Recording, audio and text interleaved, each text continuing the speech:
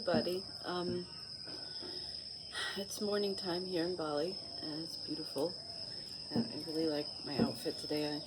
Maybe I'll take a picture of it to share. So I painted all these, this and this, and it's funny actually. I just thought of this that the other day when we were What's that? I'm doing a thingy. Oh, you look so pretty. You do. I must show the boy. Hello, pretty boy. He's here next to me. I'm trying to stabilize the camera. You push it into the...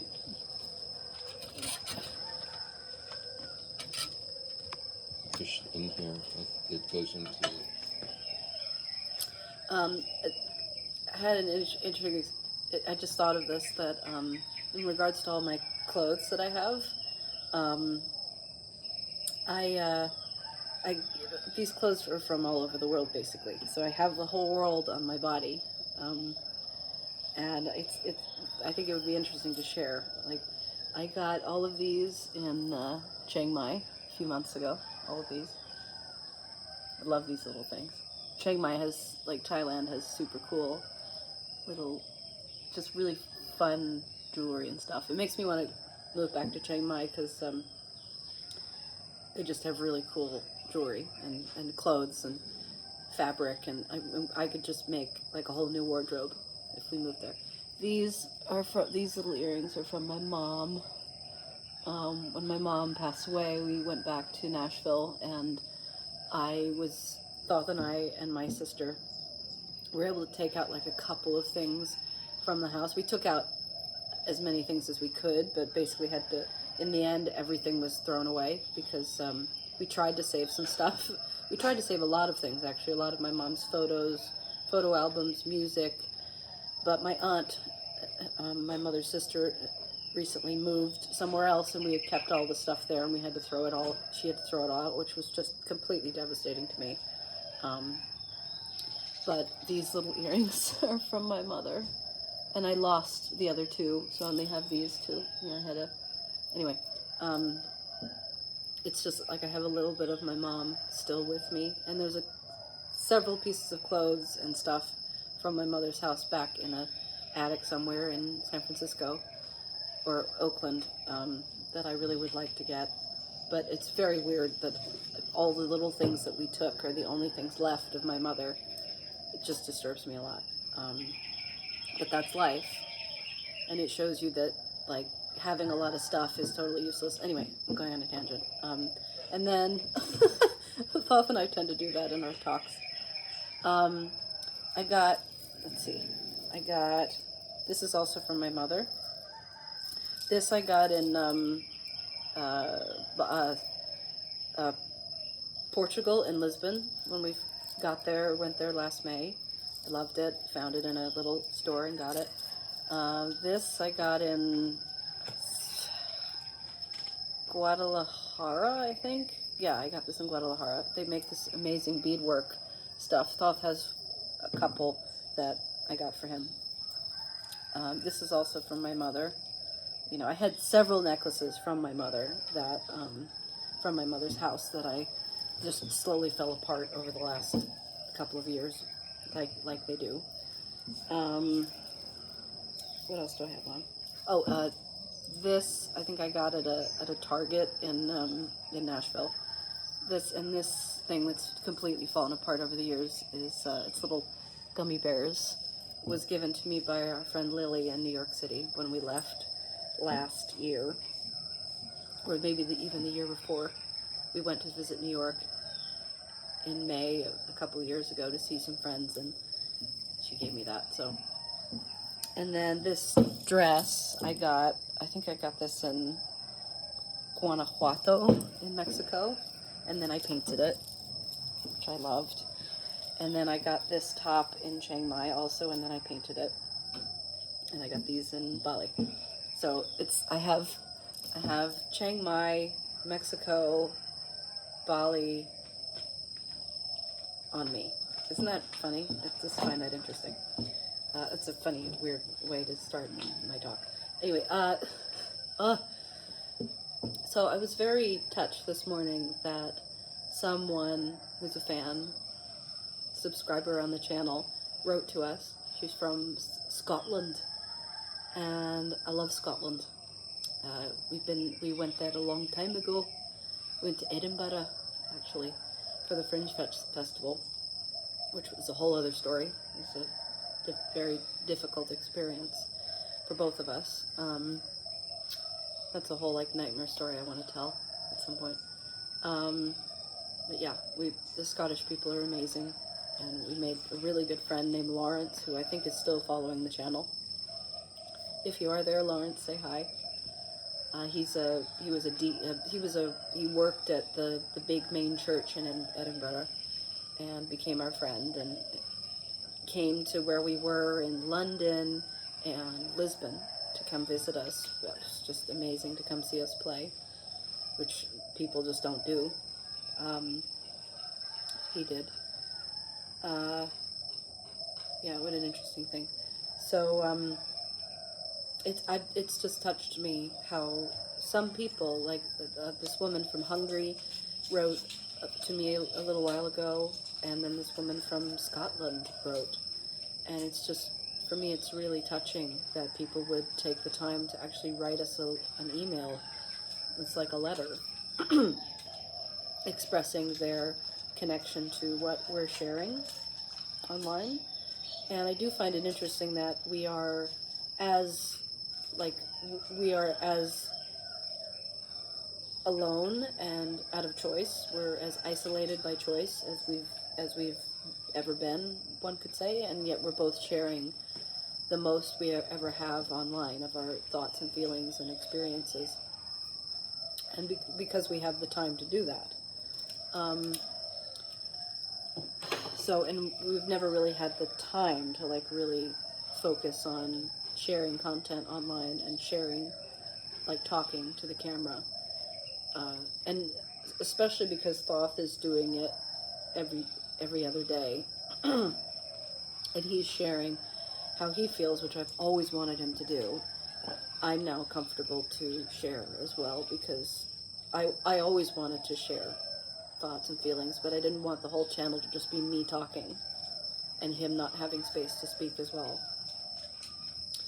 So that feels really good, and I'm surprised always that people are connect or relate to anything that we talk about online. I'm surprised that anybody actually watches the content that we share, especially that they watch the talks through to the end. I know it's not a lot of people, but it just amazes me that people are even finding us and having any kind of connection to what we're sharing. And we're not sharing music as much because we're not performing in the same way as we did before. Thoth is doing his walkabouts, and that's going to go up. We did 2 walkabouts this week that were really special, and that'll go up on the channel soon. But I'm sharing weekly vlogs. I put the whole week together in one vlog, and then we do our talks. And then sometimes if we play or something, I'll put that up individually. But it seems to be reaching people, and it always surprises me. And I've noticed that whenever we start talking on camera and sharing, we did that a few years ago when we were in Mexico, where we'd sit together and talk together about stuff on camera, and it was reaching people, and I was surprised. I'm just surprised that anyone is interested or relates to anything that we feel or think, because we are so alone in the way that we live day to day. And so all of that to say, the fact that we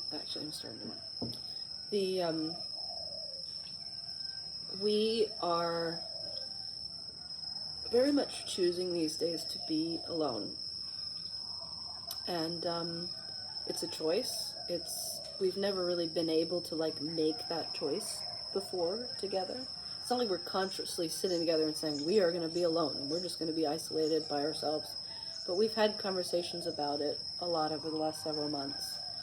And there are several things that have happened over the last 6 months, I'd say, and over the last 15 years in general, that have kind of led us to this place where we are choosing to be alone and choosing not to socialize in the same way as we did before. I know a lot of that comes from that we don't perform, that we don't pray for him in the way that we used to. We were talking about it last night at dinner, that the reason why we would be social in the past is because we would go out in public spaces and tunnels and resonant spaces and do performances together, and then people would gather and watch us, and then maybe we'd talk to people after we finished. But we're not doing it's not possible to do that here or in Southeast Asia in general. So we're not we don't have those opportunities to be social, and we've both found over the years that the only time in which we really enjoy being social is when we are playing music for people. Just sitting around in a social environment is very uncomfortable for me. I was actually, like, when we first moved here, we were invited by a friend to like go hear music somewhere at a restaurant or something, and I decided to go by myself because Duff didn't want to. And I went, and I was just like, it's really cool that I can go off and do things by myself here.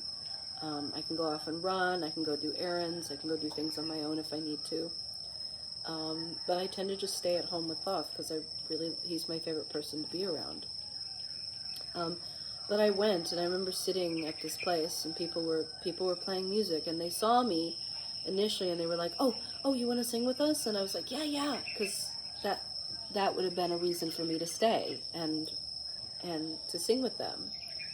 And instead they said, oh, well, you don't have a work visa, so I'm sorry, you can't sing with us. And I was like, okay. And so I just sat there for a little bit, and then I left because I wanted to go get food for Thoth and take care of him. So I don't like social environments just for the sake of being social. They're boring to me. They're not stimulating. It's too much energy, too many things going on. I'm definitely introverted, and I actually remember many years ago, probably 10 years ago now, that my sister and I were in the same space together, and we were about to do a show. Thoth and I were about to do a show, and I was all dressed up in my fabulous my fabulous outfits that I do, and my sister was dressed very normally, and this person said to us that we knew, they said, oh, Lila's an introvert, and your sister's an extrovert. And I was like, oh, at the time, my sister was more of an extrovert. But I've always been an introvert. I get my energy from being, like they say with introverts, I get my energy from being alone. And I find that when I'm in social environments where I'm not getting to express myself creatively, that I just feel oppressed and I just want to leave.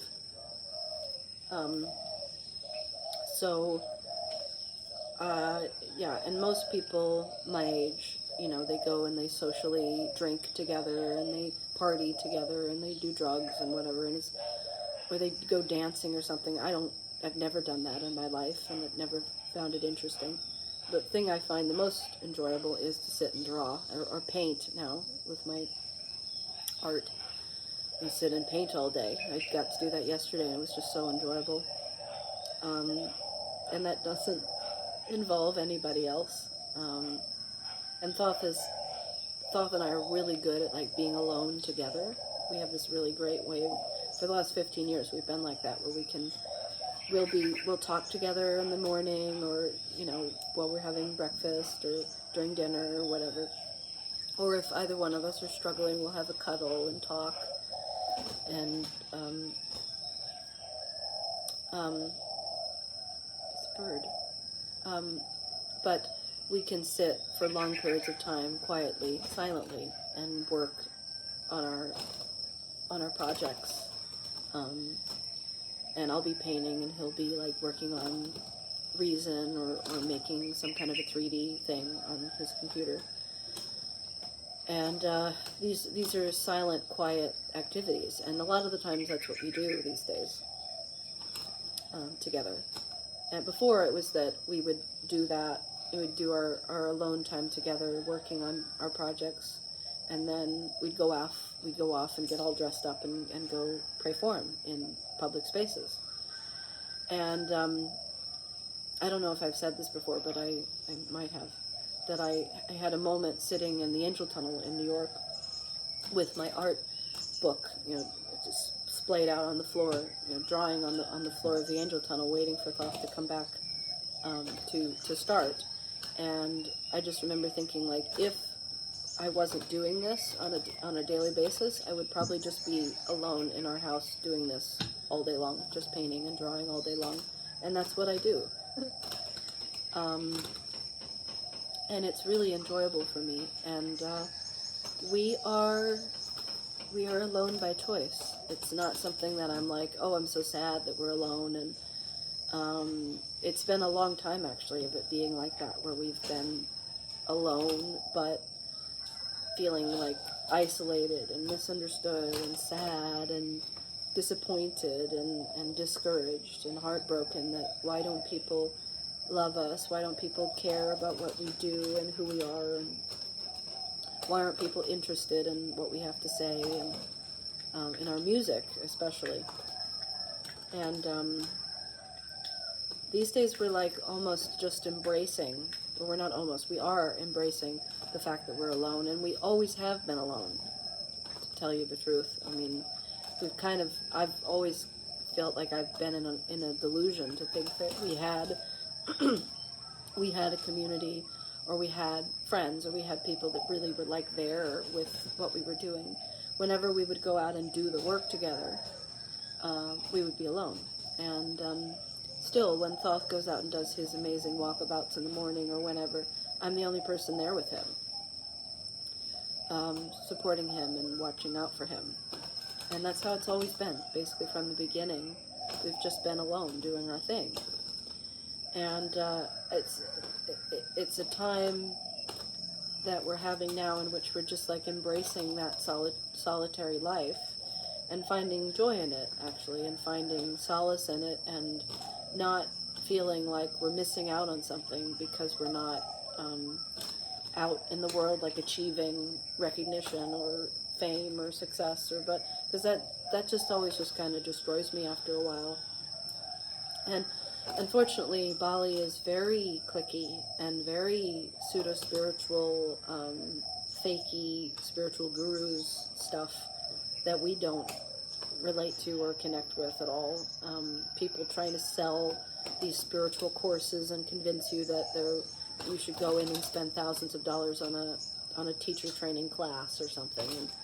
And we didn't come to Bali thinking that, like, rubbing our hands together and going like, oh, we can come here and make a ton of money off of what we do.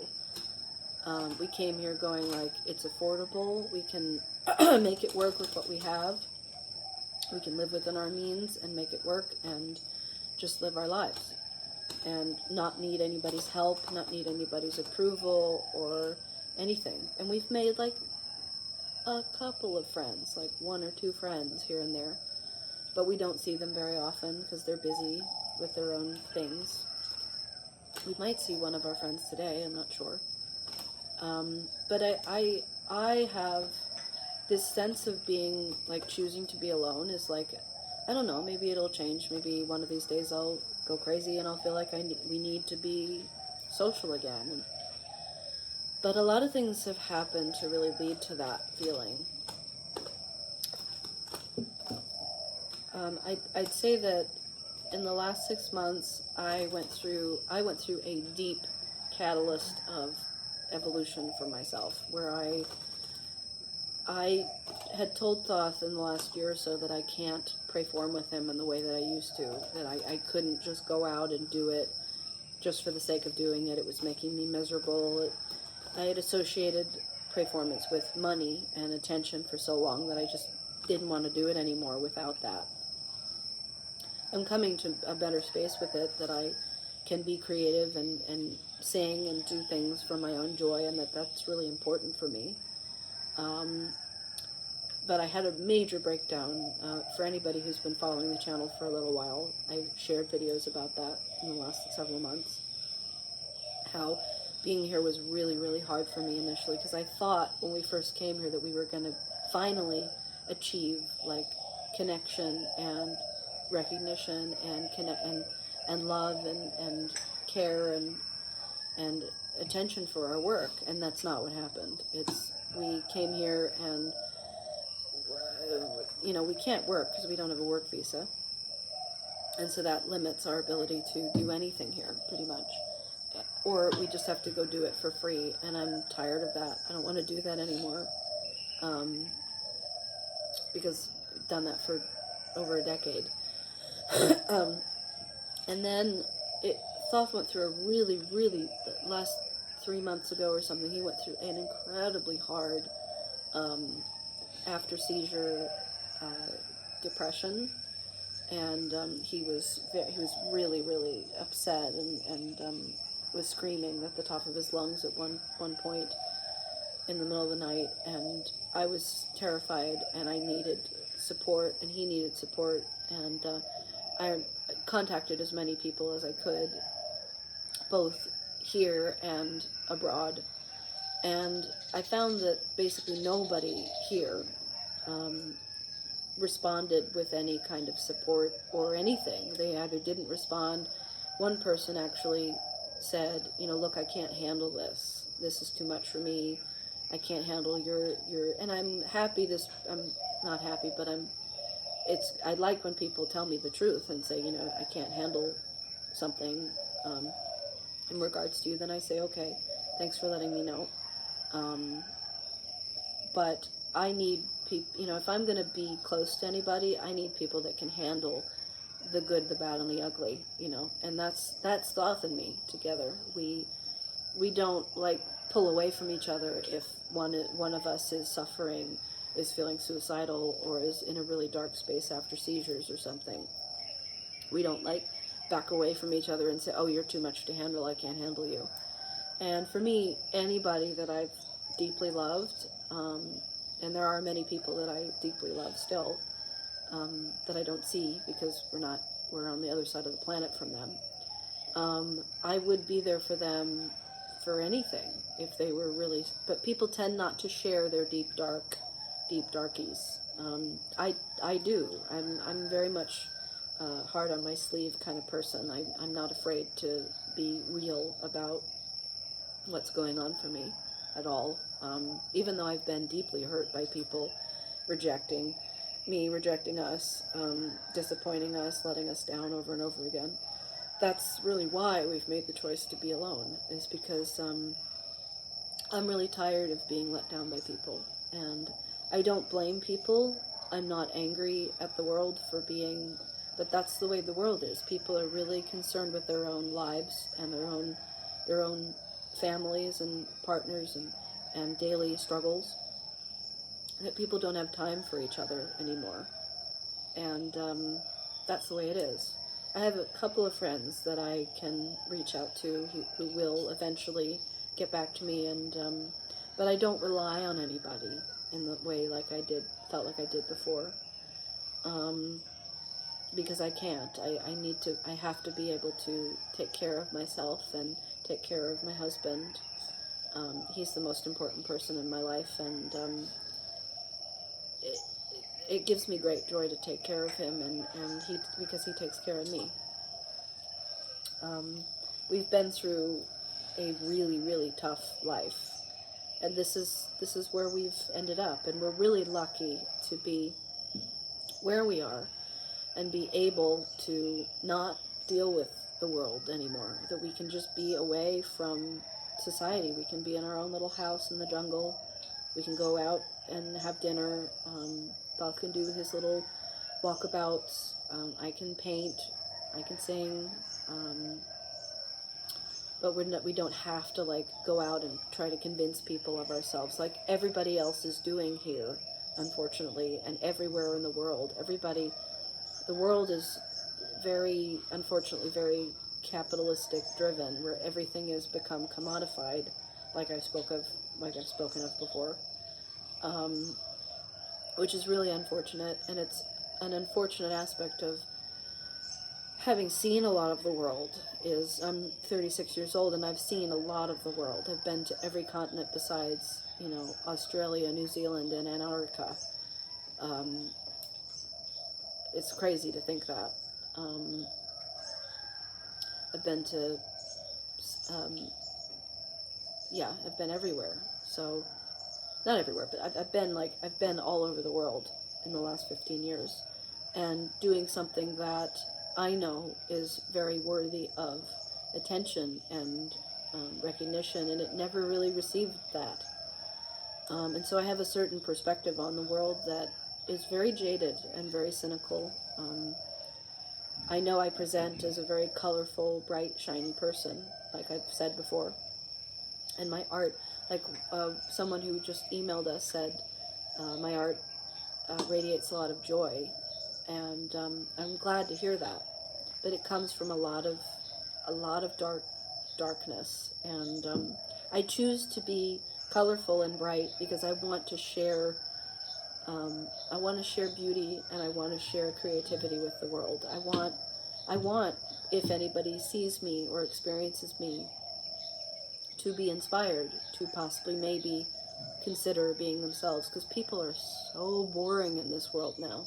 People are so generic. Everybody looks the same. Everybody is the same. And it's from having been all over the world in the last 15 years, just seeing that everywhere is kind of the same is really disturbing. Everybody has a cell phone. Everybody's stuck to their, computers and screens all the time. It's just a different culture, different language, different kind of environment. But everything's very interconnected, and so everything is kind of the same. And wherever we go, we are unique in everywhere we go. We don't fit in anywhere. That's something else I wanted to talk about. Is Thoth and I don't fit in anywhere. We don't try to. We don't want to. Even here, I thought that when we moved here that we would fit in, not fit in, but we felt like we were going to be embraced by the community here. The Balinese people are more embracing of us than any other people. And that's interesting. Because the foreign people are there's a very cliquey thing that's really weird, and we don't feel connected to that at all. We're not here to sell our wares or sell ourselves to people and convince people that they should pay us a lot of money for what we do. Even though I know that we're worthy of that. So we don't fit in anywhere. It's actually, having moved here has been kind of like the catalyst for recognizing that that's true. And it's been really hard. It's been really tough to really recognize that. Actually extremely painful and extremely gut displacing to realize that we don't fit in anywhere. And it really doesn't matter where we are or what we do, we're always going to kind of be alone because we don't fit in. We don't want to like go with the crowd and do what everybody else does. We want to do what we want to do, and we're stubborn. Both of us are. I've been like that my whole life. I've never had a job. I've never conformed to society, and this is the thing that I think they don't tell you, is that if you really insist upon being yourself, you're going to end up alone. And I think the beauty of our life now is that we can embrace that and understand that that's just the way it goes in life. And there's nothing wrong with us. We're not bad or fucked up or evil or anything. There's nothing wrong with us. That we're actually doing something very good by pulling away from society and not trying to be a part of anything. That just doing our own thing. And also within history, there are many, many examples of the great creative geniuses of history being alone. being isolated, being misunderstood their whole lives, and then their work coming out and everybody going like, oh, wow, they were a genius, or they were a great creative mind, or they were whatever. Whereas while they were alive, they were not seen at all. And that's how the world works. And that used to be something I would so like fight against and like rage against in my being. I would just be so upset about this and say, why is it that we can't be seen while we're alive? Like, here we are now to be seen. Why is it we have to die and many years pass before anything we do is going to be seen? That's one of the reasons that I want to make these videos, is to have a documentation of what it is that we experienced while we were alive, and why I'm so happy that Thoth is she's playing with Mimi. Why I'm so happy that Thoth is like speaking to the camera, because it's documenting what he is experiencing. And I think that's, oh my goodness! Oh my goodness! This is so sweet! What are you doing? What are you doing? Oh my goodness. That's so cute.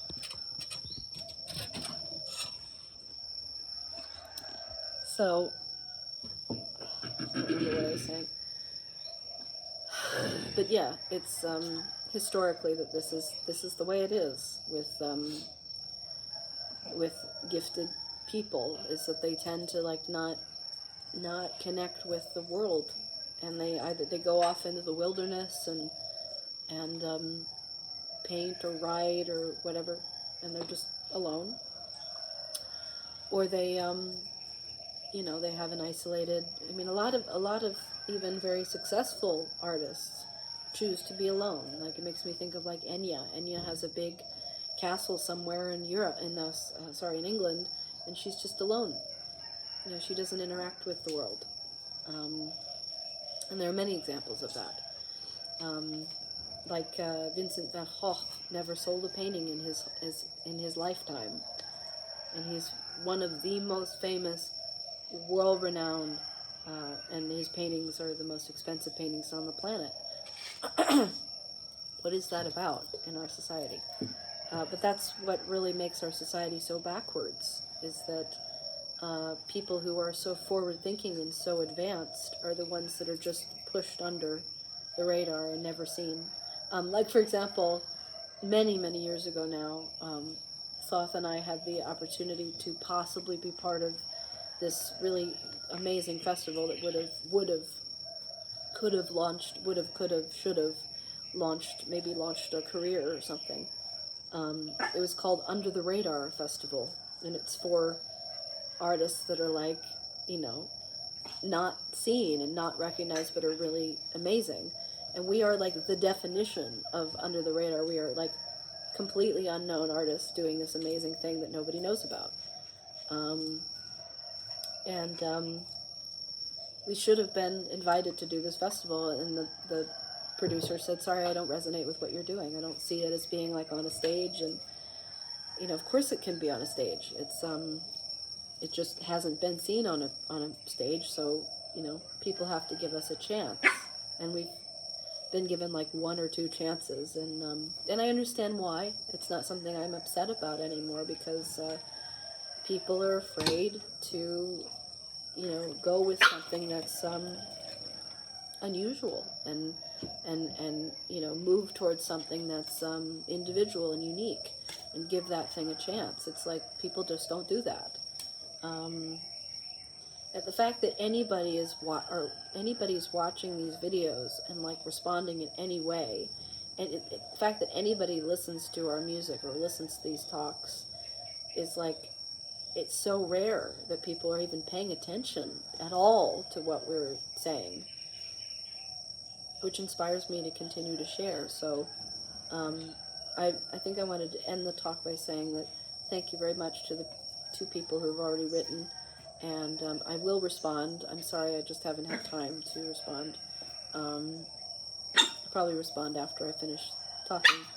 And if you'd like to write, I'll leave our little email in the description if you want to send us a message and say hi. It really is really sweet, and I've been surprised by people's. And thank you all for the kind comments and supportive words. We actually have not had a negative, mean, hateful person come on the channel in quite a while, since we started talking, actually. And I really appreciate that, and the positive, supportive love towards our music and ourselves and our work and our my whoa. Really appreciate it a lot. So thank you.